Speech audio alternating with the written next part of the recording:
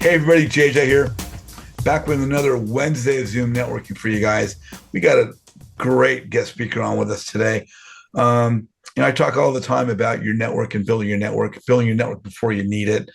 Real estate's about relationships. You need to, develop these relationships and get to know people before you need them. Our guest speaker today, he's out of Pace Morby Sub 2 community. And if you've been on my calls, you've seen the YouTube, you've heard me talk about Pace Morby before. He's the premier genius in real estate finance in the world, in the country, which means the world. And Pace's Sub 2 community is by far the premier real estate education platform in the country today, bar none. I don't care who you are. Our guest speaker today is one of Pace's rock star students, and I'm honored to say a really good friend of mine. Just one of the nicest guys I happen to know, my good friend, Mr. Matt Rogers. Matt, how you doing, my friend? JJ, great to be here. Glad to be with everyone and glad to catch up with you. Always a good time to hang out. Yeah, I want to ask you as we get going here for the recording and everything. Are you a football fan? Yes, I am. Love football. Brother, I got Chargers and Raiders season tickets, so you and I are going to a game this coming season. We'll pick a game. We'll find a game to go to. Yes, sir. I think we might have circled the Chargers game a few weeks ago when we spoke, but we got to button that up for sure. Yeah, we'll definitely lock that in on schedule. So, hey, for those that don't know you, where in the country are you located? I live in El Segundo, California, just south of LA. So kind of about half a mile from the beach, right next to the airport. And if anybody knows where Manhattan Beach is, I'm just north of that. So kind of in a great part of LA here. We can get to a lot of places pretty easily and have the beach nearby. Yeah, El Segundo is just a beautiful community. I've got friends of mine down there, and just absolutely beautiful.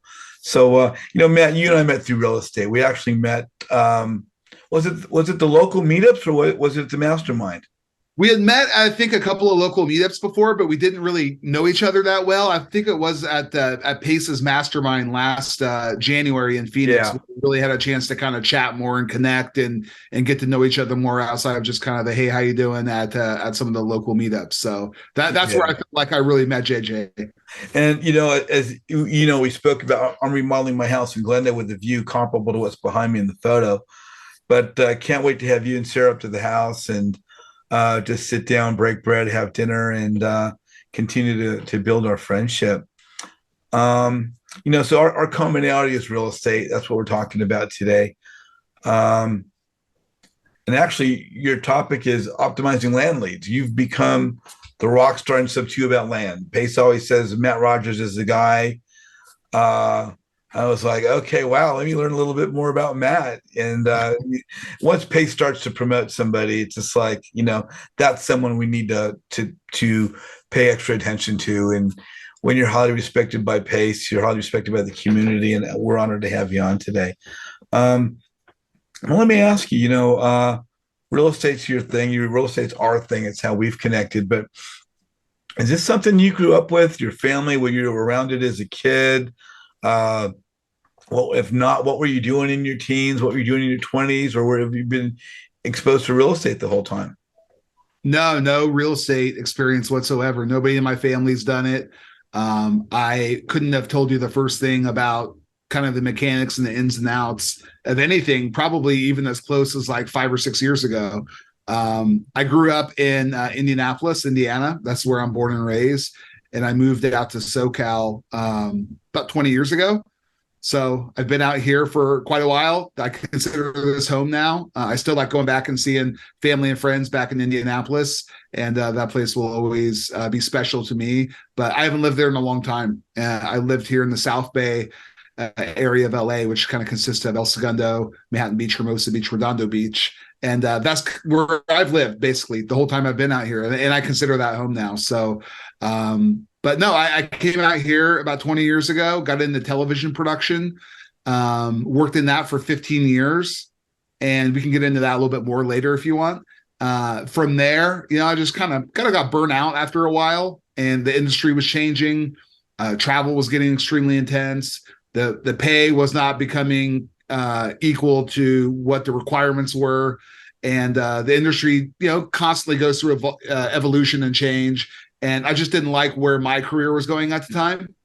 So I kind of put it on pause and stopped taking jobs because I was a freelancer for a long time. I would kind of control my schedule the best of my ability. So I just stopped taking jobs and I started looking for ways to make money that I could do myself without having a ton of initial investment. And I stumbled across land investing through Bigger Pockets. I heard some people talking about it and started digging in a little bit, and ended up taking a class on how to buy and sell land. It's kind of a basic class, just teaching us some fundamentals, and ended up doing my first deal within about a month or 6 weeks afterwards, and just kind of never went back to TV production. I just kept doing this, and this is how I made my money ever since. Fantastic, man. That's a true friggin' rock star story there. So let me ask you, as you got into doing land and you started doing that through Bigger Pockets and moved on your own, how'd you come into Sub 2? How'd you meet Pace? How did that transpire for you? Sure. So after about 3 years of doing some land deals, I had a network of land investors and people that I had met online and in person at some events and things like that.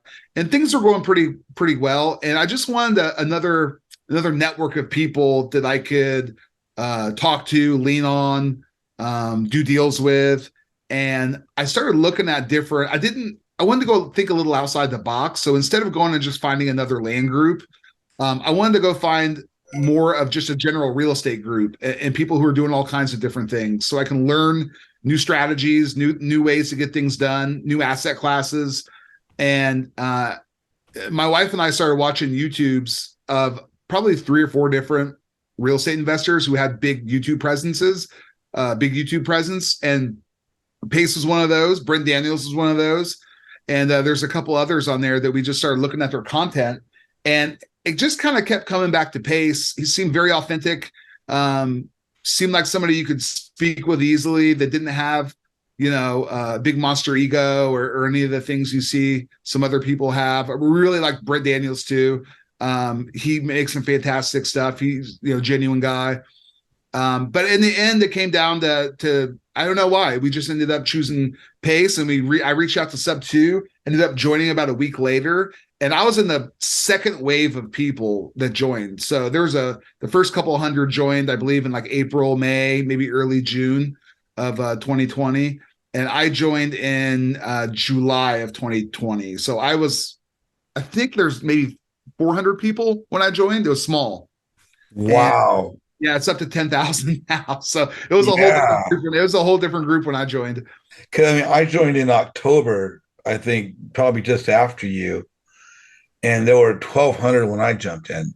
Yeah, it leapfrogged quickly for sure. Yeah, of course now there's 10,000. So when as you've gotten into real estate, let me ask a couple things. I mean, we hear about VAs all the time, and there's a whole workload. I mean, I'm up at 5:30 in the morning every day, and I can work till 11, 12 at night every single day, 7 days a week. And I'm sure you can as well. We're all really, really busy. But a lot of people are implementing VAs. Have you ever implemented VAs in your journey, your development of your company and your business? And have they played much of a role or any at all for you? Yes, but not effectively. And that's my fault. I hired a VA shortly after I joined Sub 2. I got shiny object syndrome and started doing all the things that others in the group were doing instead of focusing on what I did best. And that was a lesson that I learned kind of the hard way. Land is what's been my bread and butter for 5 years now. And I strayed away from that for about 6 to 8 months and started chasing after houses and duplexes and triplexes and all these things to try to wholesale. And it just didn't go the way I wanted it to. And I don't know if I didn't take the proper steps or implement things the right way. I did hire a VA to call for me, brought in some leads.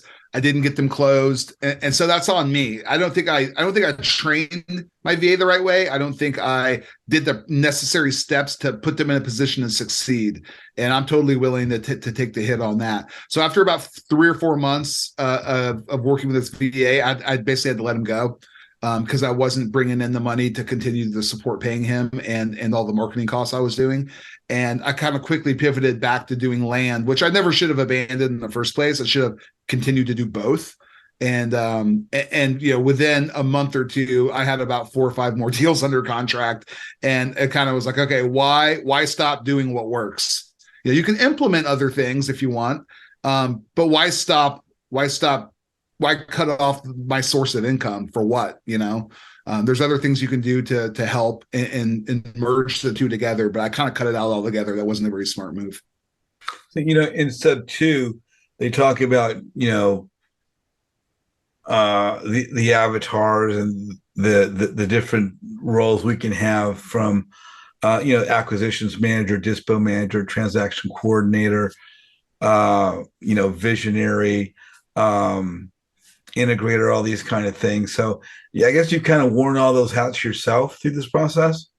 Yeah. I've had partners on different deals and different situations. I have an LLC partnership, 50-50, with a guy, and we've done a lot of deals together over the years. I've also done plenty of deals myself, where I've kind of done everything. I've pulled a list, scrubbed it, uploaded it, answered texts, got them under contract, was the transaction coordinator, did my dispo, and I'm comfortable doing all that. I don't love, and that's not where it's not going to get me where I want to go.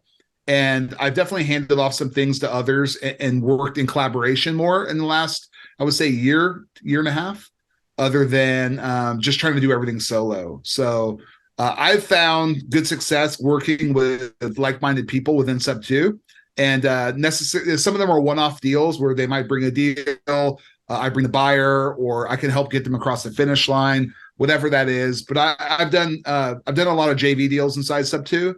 And have helped a lot of people out with looking at land and helped them evaluate what they have and try to get them to the finish line. It seems to me land's kind of a unique beast, because everybody is, as you say, single family home, rehab, distressed houses, multifamily.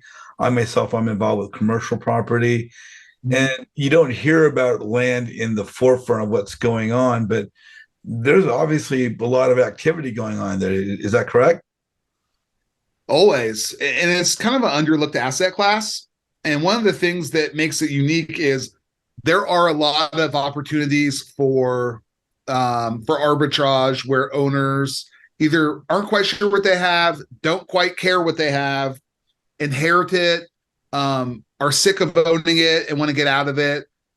There's just a lot of different scenarios where you can kind of profit and make good money off of it. One of the things I like to do is, when I talk to my sellers, try to make them aware of exactly what it is that they have and what they're looking at.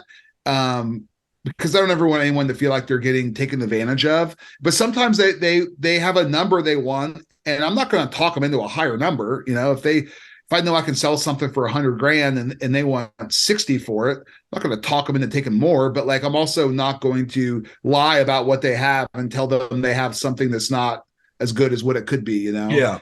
And if they need help with, getting a higher price or things like that, if they want something higher than I can pay and we got to work our way down to make it beneficial for both sides, then of course we'll do that. But I more than anything I want everyone to walk away feeling like they're happy with how things went. And to me, that doesn't always equate with making an absolute top dollar for everything.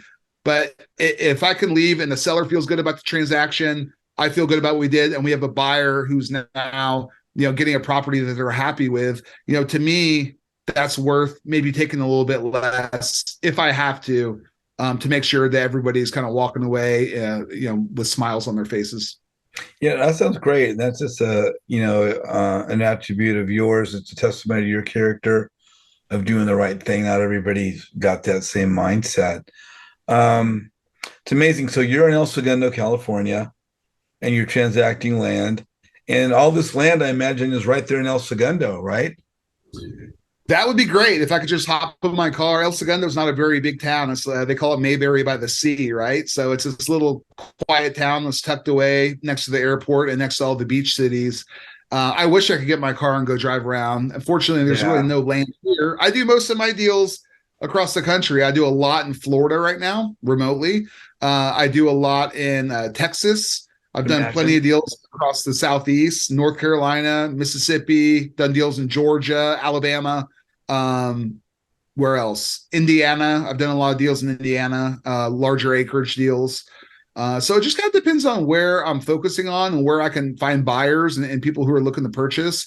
And then what I like to do is I like to go out and find my buyers first and reverse wholesale, so I know exactly what they're looking for, where I can go market for them, and bring them deals that are going to fit their buy box. It tends to make life a little bit easier when you have your buyer already lined up and you just know exactly what they're looking for.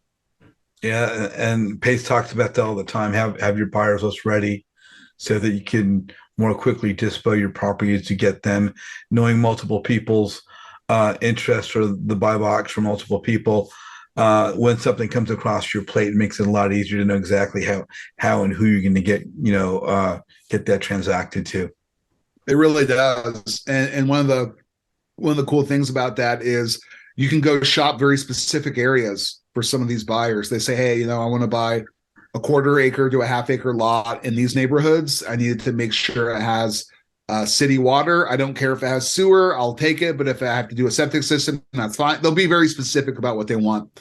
So when you dig into that, as you start getting leads coming in, whether you do texting, cold calling, direct mail, whatever it is, you're going to be able to tell very quickly whether or not this is the type of property that's going to suit your buyer. And then typically, if you have a good idea of what they're willing to pay, which is one of the things I require of my buyers up front, to tell me what a price range is they're willing to pay for what it is exactly they're looking for, then I can start working my price backwards with the seller. And just like any good negotiation, if you can get the seller to tell you what they want first, kind of works out best typically for everyone. If they want a lower price, it's going to put more money in my pocket. I'm not going to talk them out of it.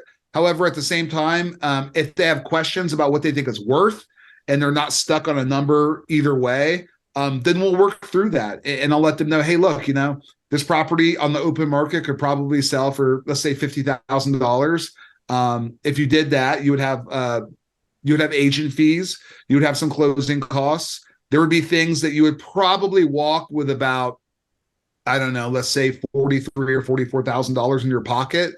If you work with me, I can get $40,000 in your pocket right now within 30 days, and you won't have to put it on the market. You won't have to worry about, time listings and sitting there and having your agent field a bunch of calls.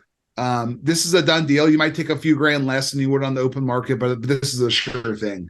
So basically, we'll get under contract for 40. Sell it to my seller or my buyer for, it could be anywhere from like 47 to 50. These are just kind of basic examples. And you can walk with anywhere from $7,000 to $10,000 and really not have to do too much. Wow, that's great.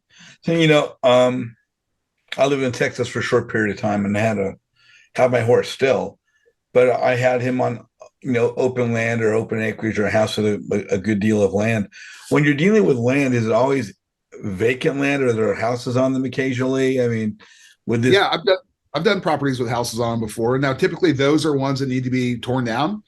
And there'll be times where there'll be a house that is in such terrible condition. The cost to rehab it would be in excess of what it would cost to just tear it down and build a new one.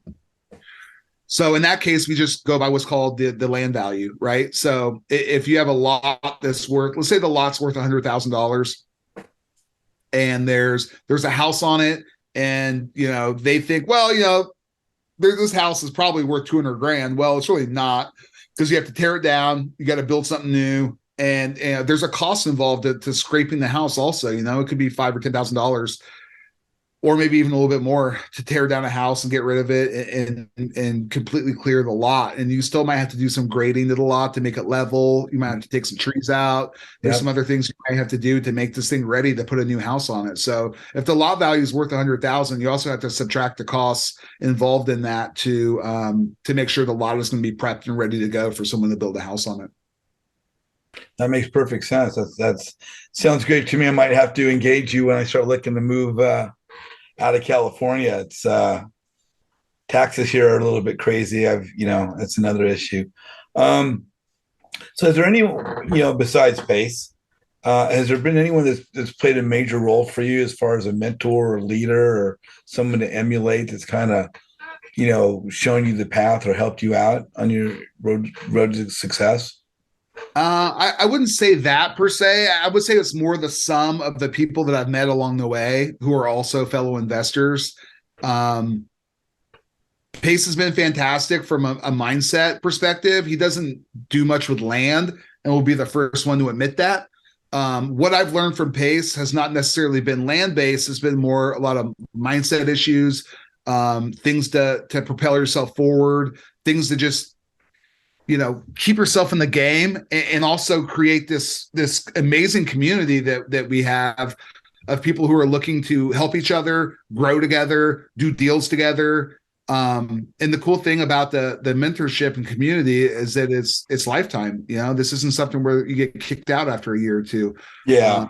These are, and there are people I met in the first 3 or 4 months of being in the mentorship that I still talk. I mean, I'll be probably talking to them for years on end, and occasionally, they'll pop in and say hi or shoot me a text or give me a call. And doesn't always have to be a big, long, hour-long conversation. It can just be a couple of minutes like, hey, how you doing? What can I do to help? What are you working on? Just want to check in and say hi. And there's numerous people in the community that do that with me, and I do that with them. And to me, it's just a level of kind of respect and also caring, knowing that other people are out there, because this industry could be a little isolating sometimes if you don't have a team you're working with. JJ, like you're doing deals, and even if you're doing deals with people and you're on Zooms and you're on phone calls and there's emails going back and forth, it's not quite the same as like being in an office or being in an area surrounded by people in person, where you can have that really kind of one-on-one connection with people. And Zoom is fantastic. I love it. We're on it right now, connecting and hanging out with everyone here, and everyone that will watch later. But there is something kind of cool about being in person and being one-on-one and really forming those connections. And you can really kind of see what people are about and feel their energy and vibe. And that's one of the reasons why you and I connected in January at the Mastermind Paces Mastermind in Phoenix. I think we had some brief interactions before, but just having the chance to sit down and really chat for 10 or 15 minutes, and introduce ourselves. And we're here now talking because of that. So yeah, no, most definitely. One of the things that gets said frequently, Pace will say this. I say it all the time, and Pace says it all the time. What's really important is to be in the room with the people. It's one thing to be in a Facebook group. It's one thing to be in a networking group. It's one thing to be in a Zoom call. And if you're in an isolated area, then Zoom might be your only opportunity to actually engage lifetime with people. And I think it's actually excellent for that very reason. But there's nothing like being in a room and shaking hands and sitting down and talking to people. You get so much more of a real connection by getting someone's energy and getting a feel for how genuine they really are or aren't. And it makes a big difference when you see them later, like you and I are talking now, and we had a chance to sit and say hello and get to know each other, face to face, which was a huge deal. And there were other people there in the mastermind in January that I met, and I just closed on a deal yesterday with Drew and Angie Taggart out of Chicago. I'd never met them before. Met them at the mastermind in January. Fantastic people. I couldn't say enough great things about them. We actually, my wife and I went out to dinner with them the last night of the mastermind and had a great chance to hang out with them and say hello and get to know each other a little bit better. And they told me what they're doing. They happen to be doing a lot of business in the areas where I work in Florida. So I ended up finding them a deal, and I just wholesaled them a deal, a land deal where they're going to build a triplex on it. And, I would have never known that. I wouldn't have known them. I wouldn't have known what they're looking for, where they work, how they operate, what kind of people they are, and getting a chance to hang out with them over those, few days out in Phoenix. And then subsequently later, about a month later in Tampa, for Carl Allen and Abraham Gray's Dealmaker event, I got to meet Drew, see Drew and hang out with him even more. And, I consider him a friend now. And, good guy. We just did some business together.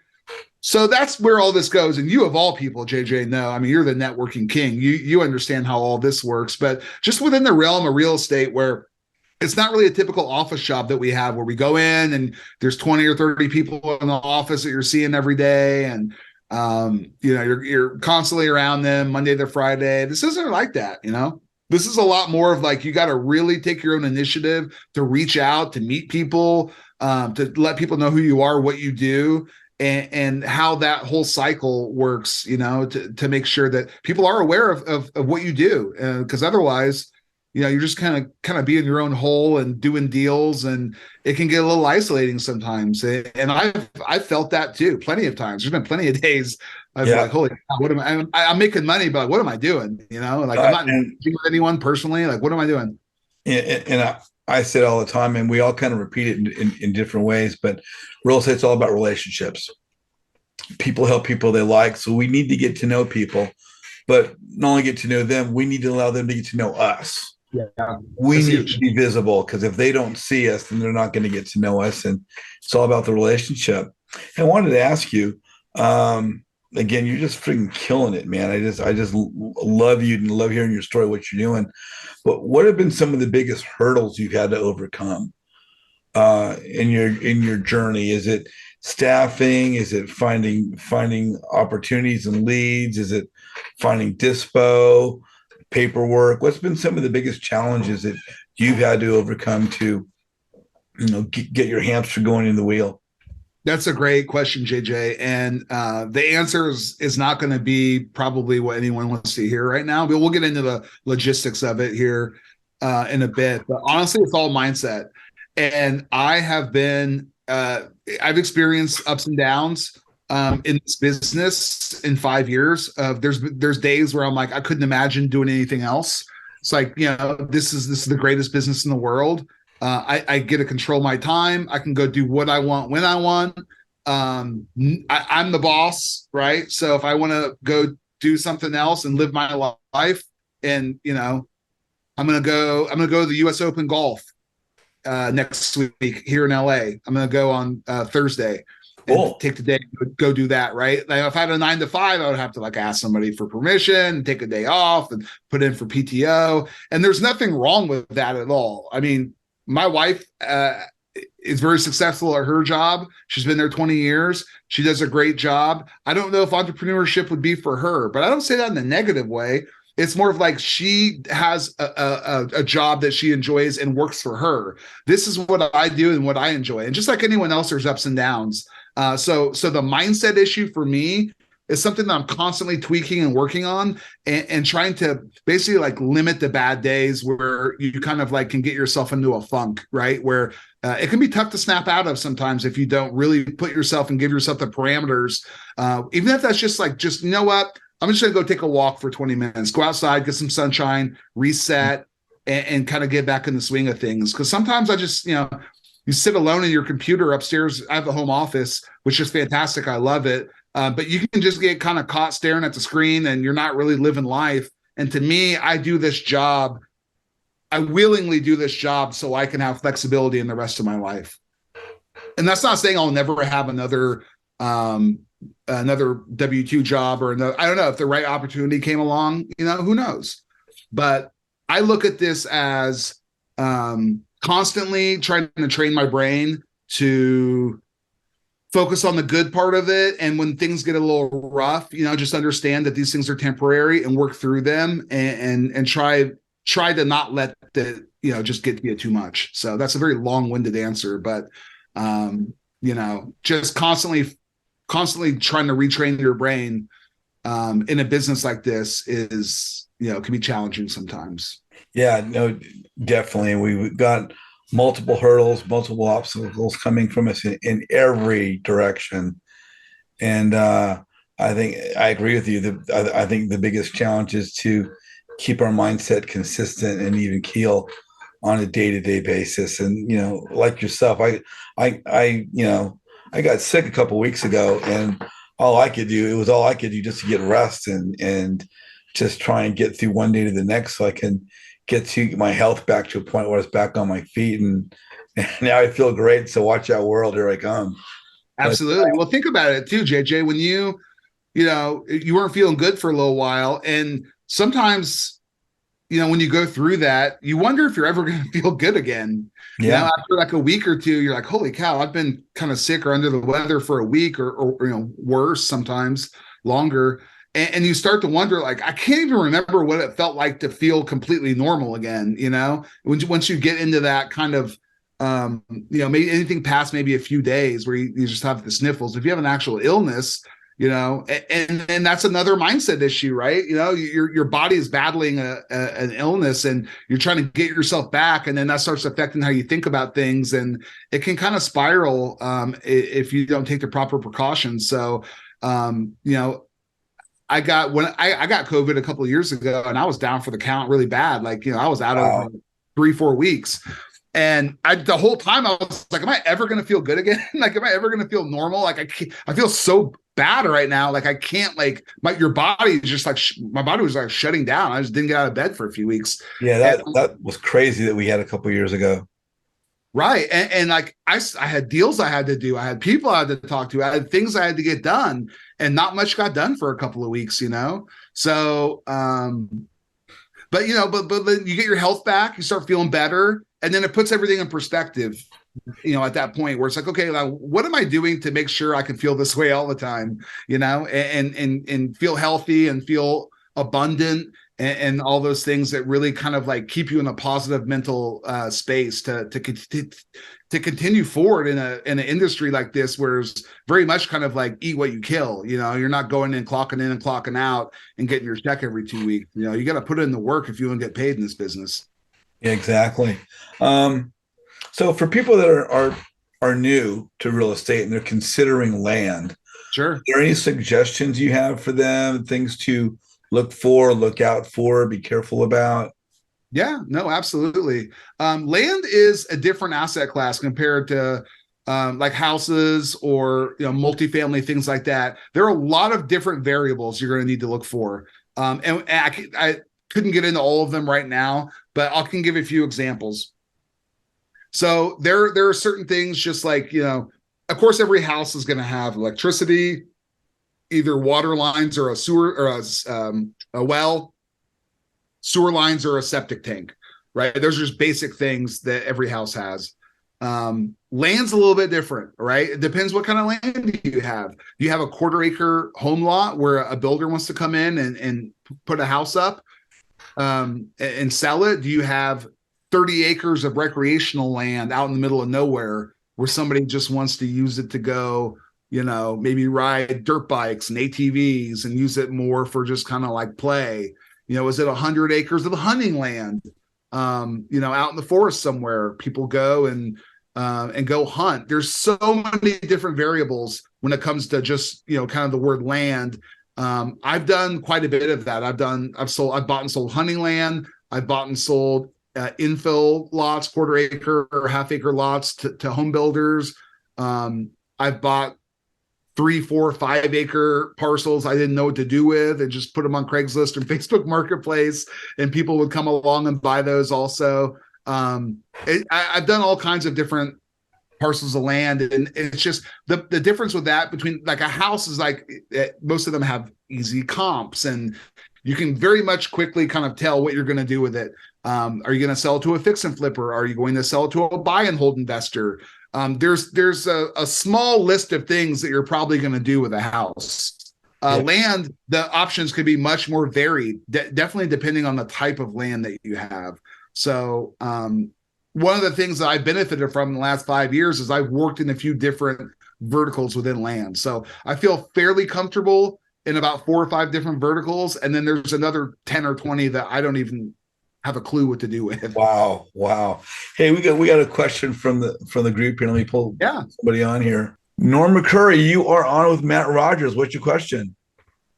Matt, really enjoyed your talk, and a couple of things. One of the things that kind of surprised me when you start thinking about buying land, you would think, well, you're always talking about acreage, but you sell onesie twosie lots and everything, right?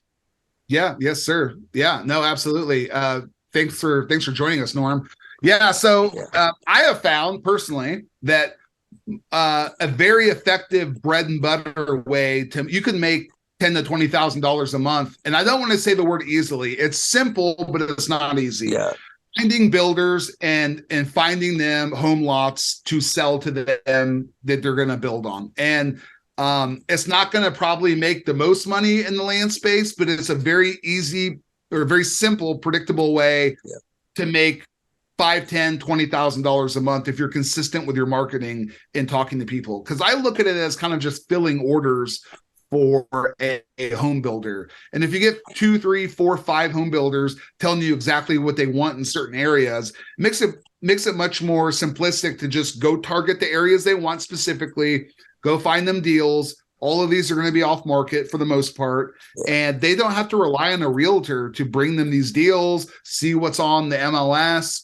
They're getting a whole new batch of access to properties that they would have never probably found on their own. Sure. And they're very thankful for it. Another question, mobile home park land, is that got a premium right now? That's not my area of expertise, but I do know some people who work in the mobile home space. And I would say mobile home parks are a whole different ballgame compared to just buying a vacant land that you could put a mobile home on. Now, some areas in certain counties are unrestricted and unzoned. So you could put, let's say you bought 10 acres, you could potentially cut them up into 1 acre parcels. This is all very generic. It depends on the area. And then you could, in theory, put a mobile home on each 1 acre parcel. If 1 acre was the smallest, they would allow you to cut them down to. If you're going to do it more than like a mobile home park, that's going to be kind of more of an established structure where you're probably going to buy the park as a whole and then, rent out the spaces to those who are either going to bring in their own trailers, or maybe you go buy them and place them in there and you can just do it like a traditional rental. But mobile home, and as no area, most towns and municipalities aren't crazy about having new mobile homes.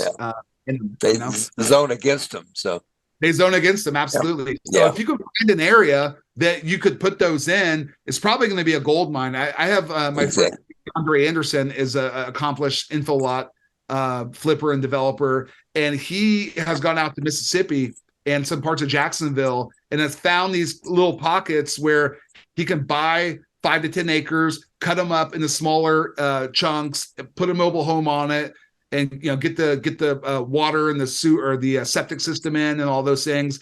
And those are great long-term investments. You can do a wrap on them. You could do owner financing. You could just rent them out as a traditional rental. It's very much in demand. If you can find the area to put a mobile home on, you're probably going to be doing okay. Great. Well, thank you so much for answering my question. Appreciate it a lot. Thank you. Thank you for joining us. Cynthia Spencer, you are on with Matt Rogers. What's your question? Thank you. Hi to everybody. Hi, Matt. Hi, Cynthia. What is the way or the marketing that you use to find those out of market properties? Do you send postcards? Is it through the people you meet and they know you so well that they recommend you and they call you when somebody needs to sell? I would say the majority of my work on the home lots, like the smaller, like 1/4 acre, 1/2 acre lots, I do text messaging. So I use Launch Control as my text messaging platform, and I'll send out texts to prospective owners and see if they're interested in selling. On rural vacant land, if I'm looking to buy stuff that's more than 10 acres, a lot of times I'll do direct mail, because some of the owners either might not have cell phones, might not be great at texting. There could be a lot of different variables there. I have found with the rural vacant land, direct mail kind of is a better way to communicate, and then let them come to me if they're interested in selling. I have texted rural vacant land before. It didn't go great, but that was just my experience. Maybe other people have different experiences. So I like to send the mail for the larger acreage, and I like to text for smaller lots. Thank you so much. Yeah, thank you. And now, Matt, what was that program you said you're using for your texting? I use Launch Control. It's a text platform that's very popular amongst a lot of investors. There's several of them out there. They do Launch Control does a very good job of staying compliant with the TCPA acts and things to keep everything above board as much as possible. So with some of the new rules and regulations and things that are constantly changing around text messaging, they do a pretty good job of keeping everyone above board as best they can. Cool. We got another question coming in. Peter Yim, you are on with Matt Rogers. What's your question? Hey, Matt. Hi, Peter. I think you answered one of them. Questions through land. You said that you could wrap them, and that's how you can generate monthly income from it, more of a passive income. Is there other strategies that you could do with land?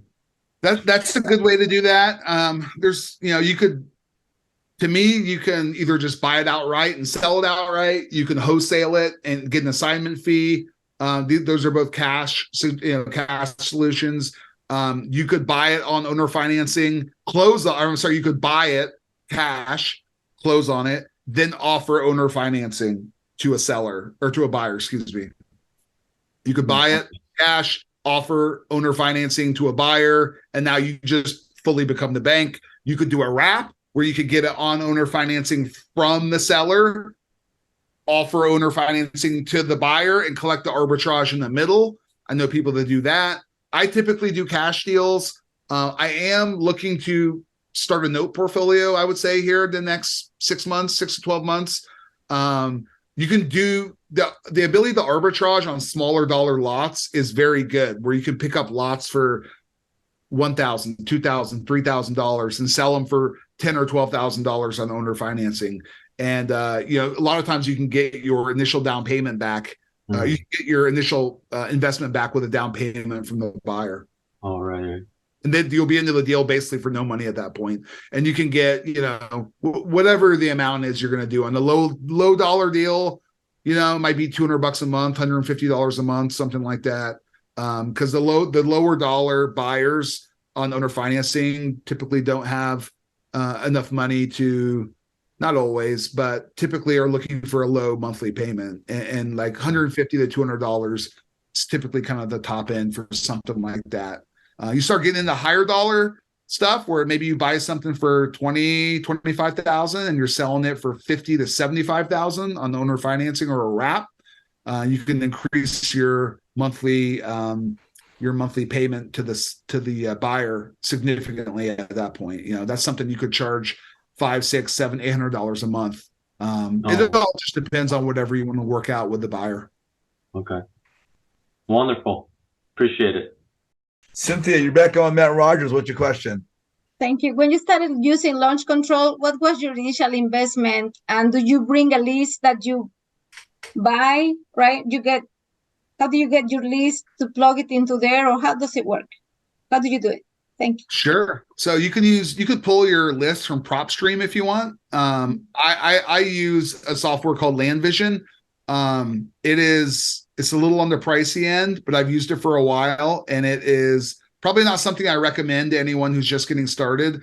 To me, the easiest way to get started would be to use either PropStream to pull a list. DataTree is really good for rural vacant land. They're solid. And so I wouldn't recommend what I use as LandVision. It's like $4,000 or $5,000 a year for the software. But I use it in several different ways. I use it as a mapping function. I use it to pull lists.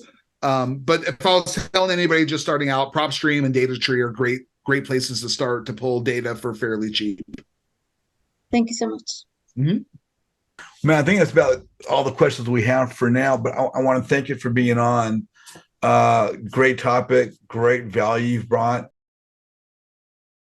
I'm looking forward to getting together. We're going to that Lions game. Can't wait to see that one. And I got to get down to El Segundo because you're just a hop, skip away from me, brother. We just definitely need to catch up. Maybe get together for dinner or something. I would love that. One, if people want to catch up with you, say they're on the call now, they're watching on YouTube, they have questions. Are you coaching? Do you have a website? Are you mentoring at all? Maybe just answering questions here and there where you can. Kind of the latter right there. Answer questions best I can. I have a partner I do deals with. I do deals on my own. I kind of have my hands in a lot of different things right now. So I don't have a coaching program. I don't have anything to sell. I'm here for you, JJ, because I love you, brother. So I want to love help you too. We want to should help you talk out, be there for you here today. And if anybody has questions, you can reach out to me on Facebook. You can reach out to me on Instagram. I'm not the best with Instagram. I'm usually on Facebook here and there just because it's pretty prevalent within Sub 2. So if you have a question, you want to reach out to me there, you just type in Matt Rogers. I have a picture of 2 bulldogs and myself and my wife on my, or you guys can reach out to me and I'll put you in connection with Matt as well. JJ will be happy to reach out to. So if anyone has questions, I'll do my best to help and steer you in the right direction best I can. Well, Matt, I've got one last question to you before we close off. My group's a networking group, and it's about bringing people together, the importance of relationships. And you touched on this quite a bit during your presentation today, but just wanted to kind of ask you, we're using social media, which 10, 15 years ago was not really a vehicle for business. Maybe it was, maybe 20, 25 years ago, it wasn't a vehicle for business, but social media is a vehicle now. And whether someone's brand new to real estate and they're getting into a group like Sub 2 or Astro or one of the multiple education programs, every program has a Facebook group for their community. So whether someone's a new investor coming into real estate investment or they're an experienced investor now coming into the foray of social media and these groups that are on Facebook, whether they're new or experienced, in your opinions as a successful investor, what is the importance of networking, maybe joining a networking group like mine, networking with others to build one's business? How important, how crucial is that? It's very important. When I first started, the first couple of years I was in real estate doing land, I just kind of kept to myself. There are a few people I had met at some conferences and a couple of networking events I went to, and I met in person. I would keep in contact with them, either maybe on Facebook or Instagram or text each other, but I didn't do a very good job of kind of letting people know what I do. And I still am not great at that, but I am a little better. And trying to foster relationships with people who I can either bring value through a JV partnership, helping somebody out. They can help me out. Like, you never know where the shoe's going to drop. I might need help with something. And then I have a network of people now I can reach out to and say, hey, this thing's kind of tripping me up right here. Do you mind being a second set of eyes on this? Mm-hmm. And if you're close with them and they trust you, they'll happily do it. I do it for people all the time that I trust and respect. And they do it for me if I have a question with something. So the value in that comes, and not necessarily just like, what can I take from this person, but it's also what can I provide to somebody else? Yeah. And I try to give more than I take, and people hit me up on Facebook every day with questions about this, questions about that. I can't get to everyone all the time because I have a business I'm running, and time is only I only have so much time to interact with everyone. But the people I can get back to, I will. And I do it because I know if I have a question and I need to go to somebody else, it doesn't mean I'm going to go to that same person. But if I go to somebody else, it's just all kind of paying it forward, help you, somebody else might help me. And we can all just kind of, as long as nobody's abusing each other's time or taking advantage of a situation, it all kind of seems to come full circle. So I have found when I have do my best to help out people, if I need something, usually it's a phone call away and somebody else is happy to help me too. So, to me, it's made a world of difference. And in the last 2 or 3 years, since I've been a part of the Sub 2 community, it's just grown exponentially, to be honest. Whereas before, I might have just been a little more introverted and not really sought out help if I had a question. I'm going to figure it out myself, and I don't need anybody else. Well, that's just foolish. People are here to help, and they want to do what they can to see you succeed too, as long as you're willing to give that also. Exactly. I always say, and it's very common, real estate's a relationship business. This is not something we can do by ourselves. No. And just like the story I told, I don't want to tell the story again, but I will briefly, going to the mastermind, A, meeting you, B, meeting Angie and Drew Taggart, becoming friends with them, and I just did a deal with them that closed yesterday because of that. And I would have never known what they were doing, who they were, what they're up to, the kind of great people they are. Any of that, if I didn't put myself out there to go to this event and try to meet people. And it's not like, hey, what can you do for me? Or it's more of just like, hey, I'm Matt. What's your name? Oh, okay. What are you up to? Like, is there any way I can provide value to you? What can I do to help make your life easier? Or is there, what can I do? If you lead with that, it's not always going to work out, but more times than not, it will. And, things have a way of coming back to help you out in the long term too. So, I don't know. There's always going to be a few people that take more than they give, but most people are good and generous and want to help see you succeed. So, I try to look at it that way through a optimistic view, and more often than not, I'm usually correct about that. So there you go. Hey, Matt, I want to thank you for being on today. Hey, if you guys are watching the video right now on YouTube, please, down in the comments, put some comments, like Matt's video, put what you think, what you don't think, like his hat, don't like my shirt, whatever it happens to be. But please put some comments in down in there. If you're on the call right now, do not go away. We're going to go to the breakout room. We're going to do some more live networking, build some real life relationships. And man, I want to thank you again for being on the call, brother.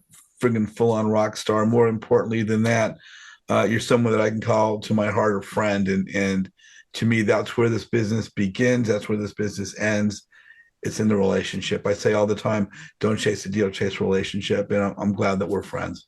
Well, JJ, it means a lot to me too. And honestly, the whole reason we do this is to share in victories, right? Like, what fun is it to get a big deal done if you have nobody to share it with, or a partner to work with, or somebody in your network that you can let them know, hey, look what just happened, and they can share with you what just happened with them, and you guys can either high five in person or high five virtually, and sharing each other's successes and keep each other pushing along. So I think it's fantastic. Your networking group is awesome, and you're the master at getting people together and having people get to know each other and forming relationships. So that in and of itself is a tremendous skill that most people don't have. So you should be very proud of that. And I want to thank everyone who joined today and took the time to hang out with us and ask questions and be involved. And it really means a lot to me. So thank you to everyone here today. So thank you again.